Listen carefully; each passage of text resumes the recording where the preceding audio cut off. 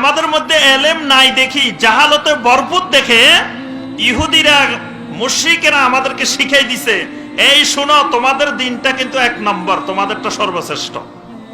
আমি তো ব্যাককল, আমি তো গাদা, আমার তো এলেম নাই, আমি তো জাহেল, আমি তো খুশিতে লাফাইতেছি, দেখো দেখো দেখো এই সবাই দেখো, আমি যে ইসলাম এটা এক নম্বর, এটা সর্বশ্রেষ্ঠ।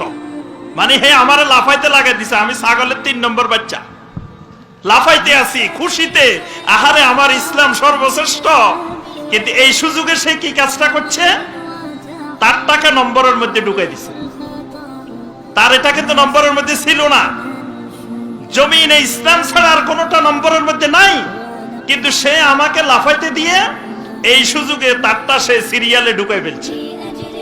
এই জন্য দেখবেন আজকে অত্যন্ত দুঃখজনক, সেটা হলো অনেক জায়গায় দেখা যায় একই মাজলিসে একই সাথে কোরআনে কারিমের তেলাওয়াত হয়, পাশাপাশি আরো কত জিনিসের তেলাওয়াত হয়, সবগুলোকে নাম্বারে সিরিয়ালে ঢুকাই নিয়ে আসা হয়েছে। এই ঢুকাই নিয়ে আসাটা ঈমান ভঙ্গের কারণ, এটা ঈমান ভঙ্গের অন্যতম কারণ। ইসলাম ছাড়া পৃথিবীতে যত রঙের দিন আছে সব দিনে বাতিল।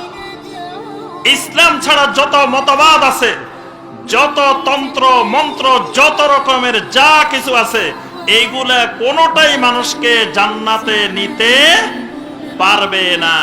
একমাত্র জান্নাতে যেতে হলে ইসলাম ছাড়া এর বিকল্প কোনো রাস্তা খোলা নাই। আপনি যদি মনে করেন সবগুলা আল্লাহর ধর্ম, যে কোনো একটা পালন করলেই হয়, আপনার ঈমান ভেঙে গেছে, আপনার ঈমান আর নাই। কারণ আল্লাহর ধর্ম, আল্লাহর দিন জমিনে একটা, সেটার নাম ইসলাম। ইসলামের বিকল্প জমিনে দ্বিতীয় আর কোনোটা নাই, যেটার মাধ্যমে মানুষ জান্নাত পেতে পারে, আখিরাতে নাজাত পেতে পারে। এইরকম বিকল্প কোনো দিন, বিকল্প কোনো মতবাদ, বিকল্প কোনো রাস্তা খোলা নাই। যেই ব্যক্তির ঈমান এইরকম হয় নাই যে ইসলাম একমাত্র আল্লাহর দিন, জমিনে একমাত্র মনোনীত দিন, তার এখনো ঈমান আসে নাই।